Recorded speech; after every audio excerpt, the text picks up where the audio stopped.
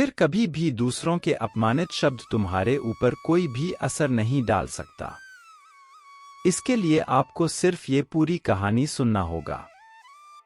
जब आपको कोई बुरा कहे तो यही है जवाब देने का एकमात्र रास्ता। इसलिए ध्यान से सुनो।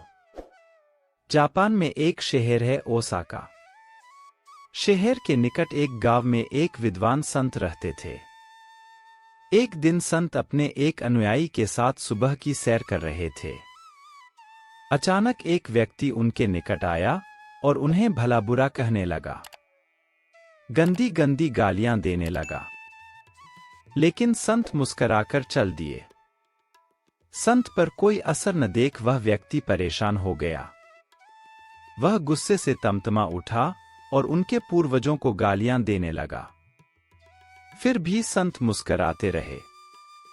संत पर जब कोई असर नहीं हुआ तो वह व्यक्ति निराश होकर रास्ते से हट गया। उस व्यक्ति के जाते ही एक अनुयायी ने संत से पूछा कि आपने उस दुष्ट की बातों का कोई जवाब क्यों नहीं दिया? वह बोलता रहा और आप मुस्कराते रहे। क्या आपको उसकी बातों से जरा भी कष्ट नहीं हुआ?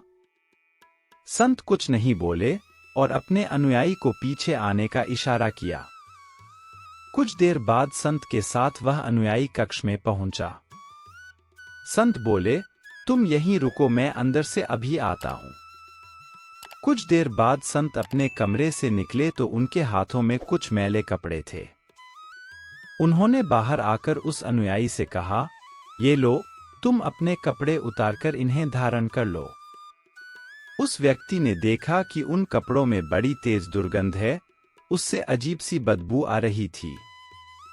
अनुयायी ने उस कपड़े को हाथ में लेते ही उन कपड़ों को दूर फेंक दिया।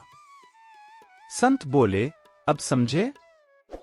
जब कोई तुमसे बिना मतलब के भला बुरा कहता है तो तुम क्रोधित होकर उसके फेंके हुए अपशब्द धारण कर लेते हो, लेकिन दूसरों के गंदे कपड़े नहीं पहन सकते।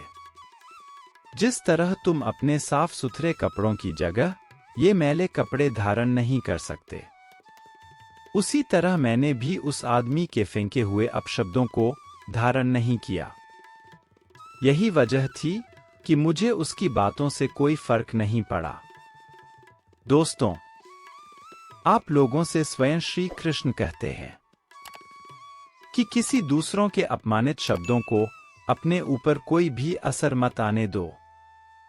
अगर जिंदगी में आगे बढ़ना है तो दुनिया बोलेगी और आपको सुनना है, लेकिन उसकी बातों को एक किनारे करके सफलता की ओर बढ़ते रहना है। और अंत में यही दुनिया तुम्हारी जय जयकार करेगी। दोस्तों, ये वीडियो यहीं समाप्त होती है। आशा करता हूं कि इस वीडियो से आपने बहुत कुछ सीखा होगा।